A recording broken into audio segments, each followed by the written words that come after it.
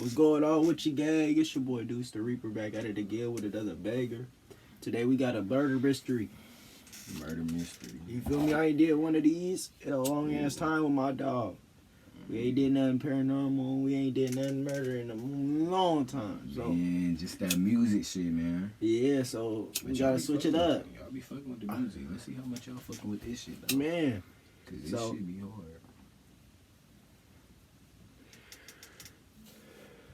I gotta twist my shit up, my shit done unraveled. I gotta get this shit retwisted. Fuck it up. Ooh. Hold on. Oh. But yeah. We gonna get right up into this little murder mystery or whatever. RP all the lives that was taken unexpectedly. You feel me? Moment of silence.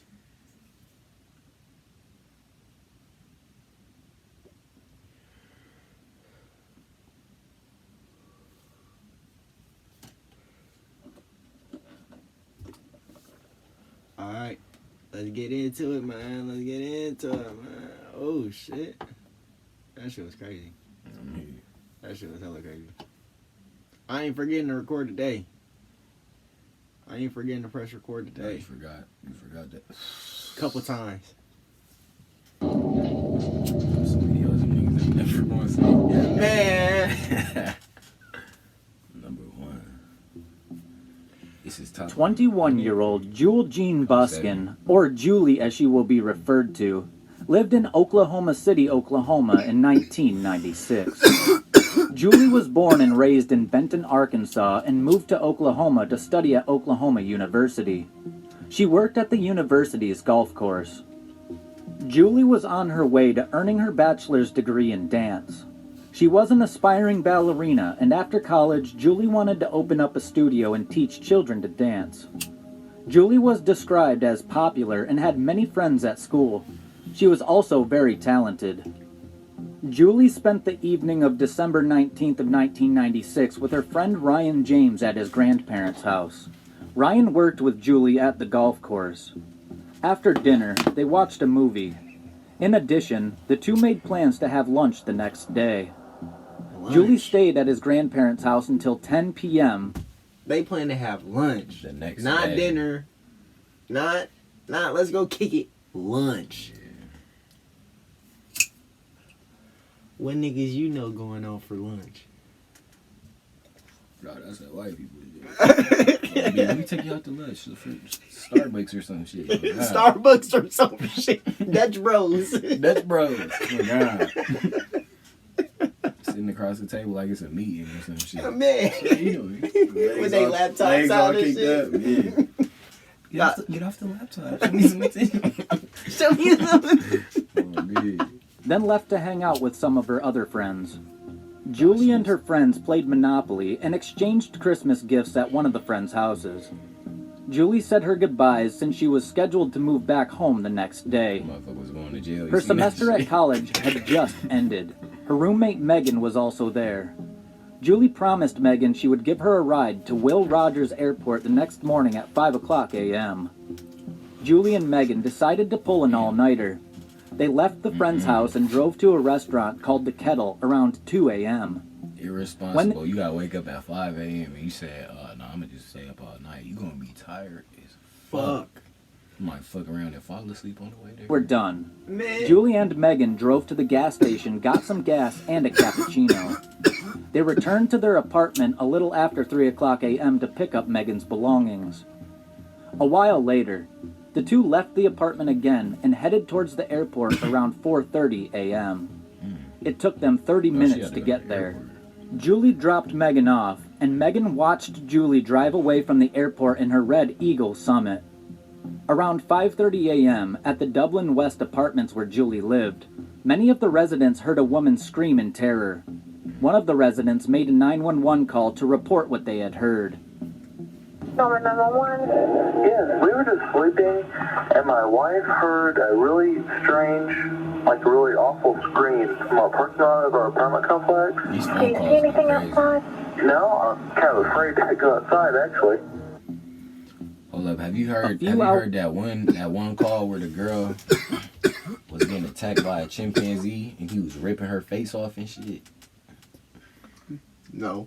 Nigga, that shit was that shit was crazy. Like you could see what the bitch's face looked like afterwards, and you could hear it like her on the phone talking about. And it's crazy because the cops they be asking questions and shit while shit be going on. Like nigga, you could hear the monkey fucking her up, nigga. Oh my god, she talking about some. Hurry, where you at, man? How many? Is there people around you? Like nigga, just come on, nigga. The fuck? Like they can track the whole phone call. Like, come on, nigga. Yeah, that should be crazy. They don't be like, send a dispatch out now. They be like, so what does the monkey look like? Oh god, what does a monkey look like? Oh god, like what the fuck, a monkey, nigga? Is the monkey Ryan still on her? James turned up at Julie's apartment for their scheduled lunch date. Julie was nowhere to be found, however. Yeah. Her car was also missing. Oh yeah. Ryan then reported her missing. Not long after that, Julie's parents arrived at her apartment. They drove from Arkansas to help Julie with her move back home. Instead of their daughter, they found policemen who informed them that Julie was missing. 12 hours after she disappeared, Julie Buskin's body was found on the bank of a lake about 15 miles from her apartment. Her hands were tied behind her back with a pair of shoelaces, and from the waist up, she was in the water. Julie had been shot once execution style. The gunshot wound to the back of her head was a contact wound. There was also some evidence that she had been assaulted. At the lake, investigators found possible evidence in the sand near Julie's body. There were 2 sets of footprints that went down to the lake, and only one that returned. One set belonged to Julie, and the other police believed belonged to the person who shot her. Well, duh. After examining the footprint and consulting Nike, it was determined that the footprint was consistent with a size 9 men's Nike running shoe, specifically a Nike Air 2 running shoe. About 20 feet from Julie's body, investigators found a crumpled pink leotard with the initials JB on the label. It was Julie's. The leotard had male DNA on it and was subsequently stored to be used later when DNA technology was more advanced. An autopsy confirmed Julie was shot with a single .22 caliber bullet. The specific gun used was quite distinctive, but more on that later. Julie Buskin had quite a lot of friends at the university, and investigators set out to interview as many of them as possible. They hoped someone could provide useful information, but that was not the case. There was no one that openly disliked Julie, and she didn't have any bad breakups or anything of the sort. Police found Julie's apartment in perfect order. There were no signs of any struggle taking place. They found Julie's car in an apartment complex just 1 block away from where she lived. Red sand on the floor of the car looked similar to the red sand at the banks of the lake where Julie's body was found. This was seen as rather... That nigga is bold. Oh, me. He left everything exactly how it was and brung it straight to the crib. Man. How dumb can you be? How dumb can you be? Dumb as hell. And hell, pretty dumb. Bizarre by investigators. Why would someone abduct Julie, take her life at the lake, and then drive her car back to almost the exact location where the abduction took place? Frustratingly, there were no foreign hairs, fibers, or prints in the car. Also, no evidence of a struggle taking place. Julie's phone was missing. Investigators obtained her cell phone records to see if it could be useful. The cell phone records indicated that someone made 2 phone calls after she was not alive anymore. One of the calls was for the weather forecast and the other to a number not in service at the time. Despite the leads and a $70,000 reward, there were no significant breaks in the case. 70 bands? Hold on. To a number that was not in service? Yeah, that's crazy. A number that's not in service. How do you get a call from a number that's not in service?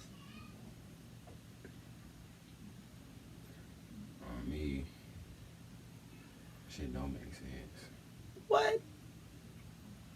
He said from a number that was not in service at the time.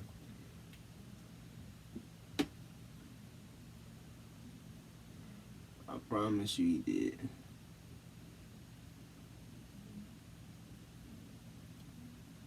Watch.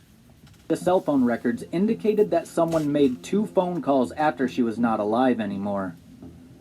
One of the calls was for the weather forecast and the other to a number not in service at the time. Despite the leads and a $70,000 reward, there were no significant breaks and the case went cold for a short while. Then a month after... No. The checked her phone records that were calling her. A number called her twice. Oh, yeah.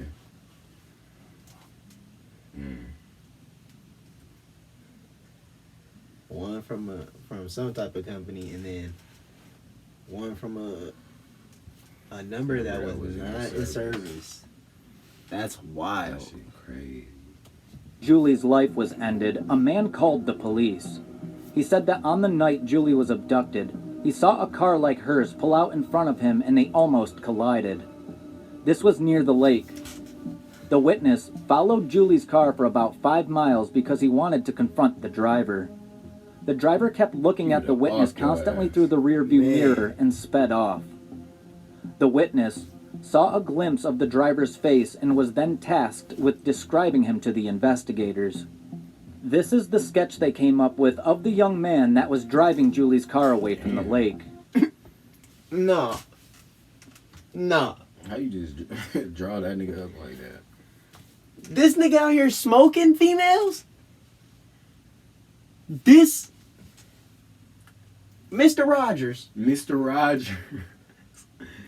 Hey. Bruce Jenner. Oh, God, he look like Bruce Jenner. Bruce Jenner was out here smoking, putting bells to backs. He said, bitch, give me that car. And I'm finna off you. Crazy. It ain't that ain't funny, but like that shit is crazy. Crazy. He was possibly a college student, possibly Hispanic with long black hair and a muscular build. The composite sketch was broadcast repeatedly by the local media in Oklahoma. No one recognized him. The case went cold for 4.5 years. Damn. Police received a letter from a female inmate at the Oklahoma County Jail. She said an old acquaintance of hers might have taken Julie's life. He was 23-year-old Dennis Sturmer. Sturmer was a construction worker and had no criminal record. From in jail snitching. Trying to get her time lowered. Oh, me. She trying to come home. That's crazy. Y'all, wow. Grimy. But at the time of the crime, he lived just 4 blocks. An old acquaintance, like, y'all don't even talk no more. Oh, God. Man, you hear what that nigga was about to say, though? He talking about how that nigga lived like 4 blocks away. Jail. She said an old acquaintance of hers might have taken Julie's life. Just like when he said the he car was 20 pulled up like a couple blocks away from the house, from where she was at. Mm-hmm. Man. That's crazy how them niggas be putting shit together. year-old Dennis Sturmer. Sturmer was a construction worker and had no criminal record. But at the time of the crime, he lived just 4 blocks away from Julie's apartment, and he bore a resemblance to the composite sketch. Sturmer refused to answer any questions and would not provide his DNA sample. Police had to get a court order to collect his DNA. His DNA profile was very, very close to the sample that was taken off the leotard at the crime scene. Oh, yeah. Very, very close is not a match, and he was not considered a suspect anymore. Sturmer's only immediate living male relative was his brother. This had to be him, right? It seemed like the 5-year-old cold case was finally going to be solved. But in a twist, his brother's DNA didn't match. Again, the case went cold. Sadly, Julie's parents had to accept the possibility that they might not live long enough to see justice take place. Investigators were determined for that not to happen, and they essentially attempted to collect DNA from every male Julie ever came into contact with. Oh. Over 200 men were tested, but no one matched. It seemed like the case might never get solved. 6 years after Julie's life was taken, a man by the name of Anthony Castillo Sanchez was arrested for assaulting his girlfriend. After the arrest, Sanchez had to give a DNA sample to law enforcement for testing. Investigators noticed some interesting facts about Sanchez's background. He lived just 1 mile away from Julie's apartment. Whoa. One of Sanchez's girlfriends showed investigators her diary for the month in which Julie's life was ended. There was an entry where she stated that Anthony bought her a pair of Nike running shoes and got himself one as well. Sanchez wore a size 9 shoe.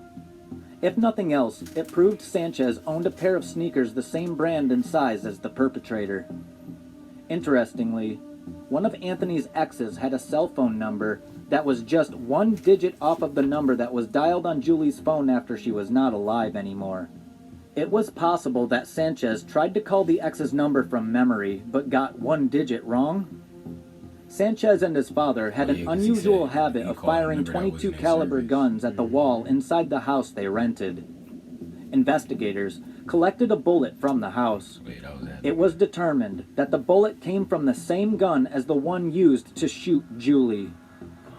Only 6 companies made .22 caliber guns with the specific grooves found on the bullets. Finally, in 2004, Anthony Sanchez's DNA was compared to the male DNA found on Julie's leotard. It was, of course, a match. Sanchez was only 18 years old at the time of the crime. It is interesting to think about the fact that if he dialed the correct number on Julie's phone, he would have been caught instantly. Anthony Castillo Sanchez was convicted in 2006. It was decided that he was going to pay for the crime with his life. As recent as March of 2023, Sanchez was still challenging his conviction. He claimed it was his father who committed the crime and not him. His father, Glenn Sanchez, took his own life in April of 2022 and apparently told his girlfriend that it was him all along. But investigators already looked at the possibility that the DNA could actually belong to Glenn Sanchez, and it was not the case. The probability of the match being a mistake is 1 in 200 quadrillion for Caucasians, 1 in 20 quintillion for African Americans, and 1 in 94 quadrillion for Southwest Hispanics, according to the court documents. Anthony Sanchez is expected to be executed on September 21st of 2023. September 21st of 2023. Nigga, your day is coming. Damn! That nigga sitting in that bitch like, imagine just sitting up in jail just waiting. Like, to be burnt to a crisp. Nah, but just imagine if that nigga would have never assaulted his female. That nigga would have never got arrested. They probably would have still been searching. Like, but hey, some niggas never change. Like, Man, that nigga let them 5 years go by and was thinking like, I mean, this shit smooth. Like, nigga, my bitch tripping like, he gave up like, that, yo, ass, boy. gave up that DNA sample. That's crazy. But nah. Let me see. Murfreesboro. Oh, okay. But nah, fucking yeah. If he would have never assaulted her, yeah. He probably would have still been out there. Man. For all y'all out there that's doing dirt, man. Oh God, there's probably niggas watching this that just got done doing some dirt. Man. Like, let me see if I'm up on him. Man. You need to chill out. Oh yeah. Nah, Get right he with gonna God. chill out. Nah, he gonna Get right with God, man. he gonna see God. No, he not. Yeah, oh yeah. He took somebody's life. No, he gonna see God for God to tell him, nigga, you ain't coming up in here. You ain't coming up here, nigga. This a real nigga body, you can have it in. Busting off the wings. Man. Tennessee is a place in the United States that saw a very famous battle take place during the Civil War. Oh shit. Hey. Hey, that was a good, nice, long video. I'm not gonna lie to you. Mm-hmm. So if you fuck with it, you'll get a part 2. You Part 2, feel me? man, you feel me? Fuck with me, fuck with me. Yeah. That shit crazy. No, for real, that shit is hella crazy.